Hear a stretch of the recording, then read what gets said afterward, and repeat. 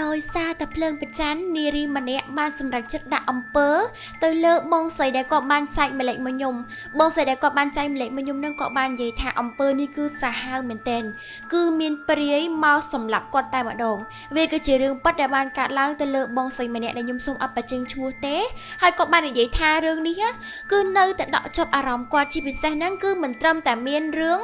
ងព្រាយមកធ្វើបាបគាត់ឯនៅសល់រឿងវិធីស្រោបព្រលឹងព្រាយចាញ់ក៏ដូចជាធ្វើវិធីគ្រូប្រឆាំងគ្រូនិយាយទៅគឺវារឿងរ៉ាវច្រើនខ្លាំងមែនតើអញ្ចឹងឯហ្នឹងខ្ញុំសូមលើកយកចំណុចទី1តែប៉ុណ្ណោះគឺជាការដាក់អំពើទៅលើគាត់ហើយវាជារឿងមួយដែលគួរឲ្យខ្លាចខ្លាំងមែនតើអញ្ចឹងបើសិនជាអ្នកណាដែលគាត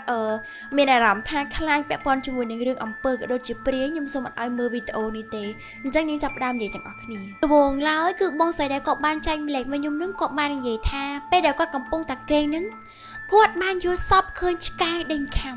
ហើយមានមនុស្សចម្លែកមុខក៏គឺបានយកកបិតមកដេញចាក់គាត់តែម្ដងអញ្ចឹងបន្ទាប់ពីគាត់យល់សពដល់ចម្លែកនឹងគួរឲ្យខ្លាចនឹងហើយគាត់ក៏បានប្រាប់អ្នកផ្ទះហើយអ្នកផ្ទះហ្នឹងក៏បាននាំគ្នាទៅស្រោចទឹកដើម្បីរំដោះគ្រោះគិតថាវាមិនមែនជារឿងធម្មតាដែលសារតែលឺសពឃើញឆ្កែដេញខំហើយឃើញមនុស្សយកកបិតមកដេញចាក់ទៀតអញ្ចឹងគ្រួសារគាត់ទាំង8នាក់ក៏បានទៅវត្តដើម្បីស្រោចទឹកអំឡុងពេលដែលកំពុងស្រោចទឹកនឹងបងស្រីដែលគាត់បានចែកម្លេចមកខ្ញុំនឹងគាត់បាននិយាយថាពេលស្រោចទឹកក្នុងខ្លួនគាត់គឺចាប់ផ្ដើមក្តៅ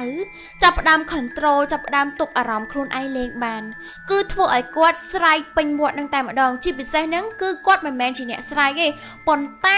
ែគឺរាងកាយគាត់បញ្ជាឲ្យគាត់ស្រែកនិយាយទៅគាត់នឹងខ្ញុំនិយាយគឺខ្ញុំគួរឲ្យខ្លាចឯអ្នកទាំងគ្នាអញ្ចឹងដោយសារតែបងស្រីហ្នឹងគឺគាត់ស្រែកខ្លាំងពេកអញ្ចឹងដាច់គុណដែលគាត់កំពុងតែស្រោចទឹកហ្នឹងគាត់ក៏បានមើលម្រាមដៃក៏ដូចជាមើលដូចថាដាក់ដៃនៅលើស្មាបងស្រីហ្នឹងណ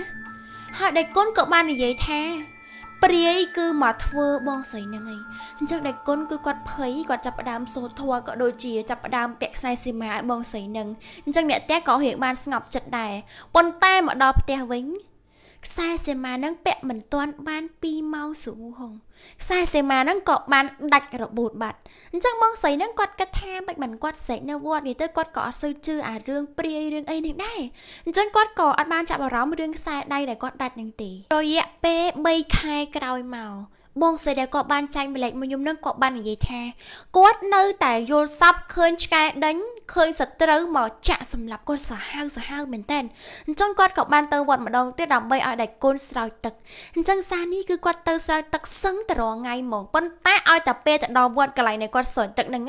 គឺគាត់ចាប់ផ្ដើមស្រែកតែផ្ដេសតែផ្ដាស់និយាយទៅគឺគាត់ទប់អារម្មណ៍ខ្លួនឯងអត់បានទេរឿងនេះគឺវាធ្វើឲ្យគាត់ដកជាប់អារម្មណ៍ហើយគាត់មានអារម្មណ៍ថារាងកាយគាត់អត់ស្រួលទេគាត់មិនមែនជាអ្នកស្រែកទេហេតុអីបានជាគាត់ទប់អារម្មណ៍ការស្រែករបស់គាត់អត់បានអញ្ចឹងគាត់ចាប់ផ្ដើមរៀងយល់ចាប់ផ្ដើមរៀងជឿទៅលើរឿងហ្នឹងតិចអីអញ្ចឹងបន្ទាប់ពីគាត់បានស្រោចទឹកអីហើយអញ្ចឹងទៅដៃគុណក៏បានធ្វើខ្សែសីមាថ្មីឲ្យគាត់ពាក់សារនេះគឺដៃគុណចងជាប់មែនតែនដាក់ឡើង2-3ជាន់មកអ្នកទាំងគ្នាហើយនៅពេលដែលបងស្រីនឹងគាត់បានត្រឡប់ទៅផ្ទះវិញ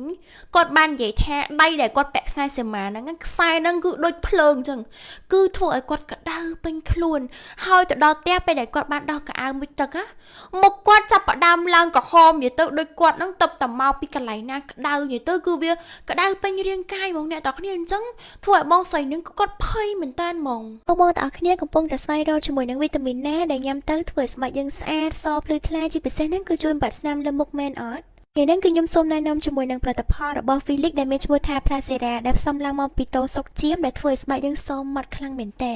បងទាំងអស់គ្នាទទួលទានមួយថ្ងៃ2គ្រាប់មុនពេលចូលគេងអ្នកទាំងអស់គ្នាទទួលបានស្បែកមួយដែលសភ្លឺម៉ត់ដូចយើងញ៉ាំ collagen អញ្ចឹងតែមាននេះអ្នកទាំងអស់គ្នាដឹងទេតូសុកជៀមគឺជំនួយដល់សាច់យើងមែនតើញ៉ាំកាន់តែយូរសាច់កាន់តែចាំស្អាតពេលដែលយើងញ៉ាំវីតាមីនហ្នឹងយើងញ៉ាំទឹកឲ្យបានច្រើនទៀតសាច់យើងគឺកាន់តែគីឡូហើយម៉ត់ខ្លាំងមែនតើញ៉ាំទៅគឺអត់មានផលប៉ះពាល់តែថ្ងៃក្រោយដោយសារតែផលិតផលហ្នឹងគឺគេមាន ingredient នៅលើហ្នឹងអញ្ចឹងបងដឹងទេថាគេផ្សំឡើងមកពីអីខ្លះវីតាមីននេះក៏មានសេវាម៉ាក់ដែលគាត់ទើបតែកាត់កូន3ខែដែរដូចថាកាត់កូនហើយស្បែកយើងក្រៀមក៏ដូចជាពិបាកក្នុងការធ្វើឲ្យស្បែកយើងស្អាតមកវិញណាអាចប្រើជាមួយនឹងវីតាមីន2នេះបានអរគុណដោយសារតែបងស្រីនឹងគឺគាត់ក្តៅគាត់ក៏បានស្រែកលោឡាក្នុងបន្ទប់ទឹកហើយអ្នកផ្ទះគាត់ក៏ដូចជាស្វាមីគាត់ហ្នឹងក៏បានចូលមកក្នុងផ្ទះហើយបានយកគាត់ទៅជួបដៃគុណម្ដងទៀតអញ្ចឹងពេលហ្នឹងដៃគុណគឺលេងធွာក្តៅមែនតើនេះគឺគាត់បានយកក្តាតយកមកវាយបងស្រីនឹងហើយបានសូត្រធွာពាក់ព័ន្ធជាមួយនឹងធွာរំដោះគ្រូអីអញ្ចឹងខ្ញុំអត់ដឹងដែរអ្នកទាំងគ្នាខ្ញុំនិយាយតាមអ្វីដែលគាត់ទៅសេម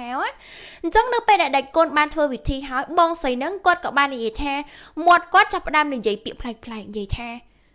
anh mà sầm lập mình mũi nừng kê mau bệnh chi anh ao sầm lập vì người tới bong sấy nâng cứ còn nâng sman tha còn vậy chân khuôn ai này chân miên đây tha hưởng nâng cứ về căn là thôm tơ này tỏ khía cứ miên priê mà trâu khuôn qua đó hai bạn này vậy tha anh nâng sầm lập vì miên kê mau bệnh chi anh ao sầm lập anh chân tơ người tới còn là nhung vậy cái nhung khai đang người tới hưởng nâng cứ về xả hao mình tên mồm chân này côn cậu ban miên xong để ca tha ta anh trong ban này kê mệnh màn phượng bạp tơ lơ riêng cai kia chân á kẹt bàn phượng ấy anh tê hai pri nâng cậu ban này vậy tha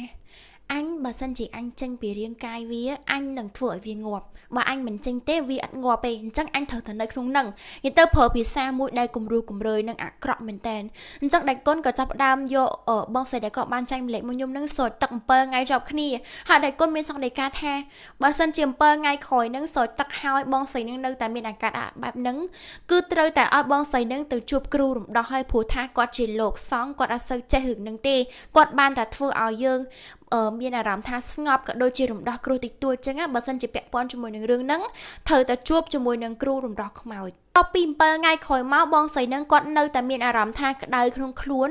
ห้ามเปอร์ไงนังขนมปูกอดจับดามีอารมณ์ทางจิบชื่อจกจับขนมปูมองแล้วหอดนับได้กอดโยกอดเติมเหมือนตีเป็ดเนื้อเป็ดได้เกชลอเอโก้นึงคือปูกอดอัดมีอะไรถึงอ๋อcứ thô mà đà hạt ấy ban chị bong xây nâng quạt chư chọc chập pu rồi hốt đó quạt tròn lên ban dùng tập này hố này tập này cứ bên xa hai mình tên ôi đừng nâng quạt ban này về tha quạt xôm tờ xe tập ban nâng sân đầy xa tập quạt nâng pe đại quạt cầm bung tờ xe ao nhung nâng quạt mìa rõm tha à rương pri rương ấy nâng vì chập đau thua tục quạt tiệt như tứ nhung phứ sờ mình tên nhưng mà nâng tha tập bị nhung dày hói nhung ai nhận miên rương ở vậy ban ta nhung sẵn không tha viên ấy hai nhung cỏ xôm cỏ mà tô đá bà sân thì nhung miên bị ở vậy đai mình xăm rúngผัวทาเรื่องนั่งวิวจีเรื่องปัดให้ก็บ้านใจมาเลยมันยมตับปันนังเองก็ทาเนื้อมีเรื่องแปะปอนจมูกหนึ่งกาดอกวิญญาณปรีชิงปีเรียงกายกวาดก็โดเชียทัวร์ปิดทีด้วยทากรูกวาดกับปงแต่ช่วยกวาดนั่งคือทัวร์ป้าจมูกหนึ่งครูได้ทัวร์อมเปอร์มาเลยกวาดหนึ่งโอเคเนี่ยตอนนี้นี่คือจะใส่เรื่องมวยได้ยมอัดได้ในใหญ่กวดคล้ายแบบนั่งเองยมสังคมทานเนี่ยตอนนี้หนึ่งสนับเฮามีอารมณ์ทากำซานก็โดเชียโยดังแปะปอนจมูกหนึ่งเรื่องอับไปจุ่มเนื้อดอกบักขมายเยอะง่ายยมก็อัดดังได้ยมในใหญ่ตามมาไว้ได้ก็บ้านแต่เซเตโอเคซึ่งสักถึงยังสมสลัดแต่ปันนังบาสันจีกอดมินเปเตเน่กอดนังแต่เซอญมติดจังสังคมไทยในตอนนี้นังเอาแบบโดวิดโอนิชันเชิงนำไปจีกำลังจัดเอายมเชียเยี่ยมสไลโรเรื่องก็โดเชียโยสักเรื่องต่อมาในยี่ติดจังจบเนี่ยวิดโอกายนะบ๊ายบาย